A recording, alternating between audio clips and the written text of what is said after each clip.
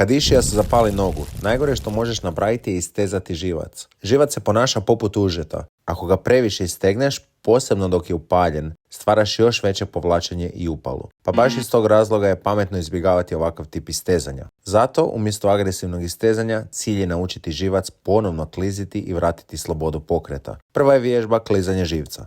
Polako ispruži nogu prema gore, zategni stopalo prema sebi, pa otpusti i savi koljeno. Tako živac lagano klizi naprijed-nazad, bez dodatnog pritiska.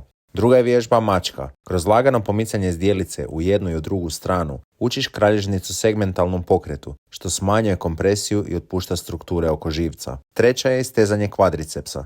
Zadrži zdjelicu podvučenom i osjeti produženje prednje strane bedra. Ovim pokretom vraćaš ravnotežu između prednje i stražnje linije tijela. I četvrta je vježba glute bridge. Prije nego što podigneš zdjelicu, spusti rebra prema dolje i poravna ih sa zdjelicom. Tako aktiviraš trbuh i stražnjicu zajedno, bez preopterećenja donjih leđa.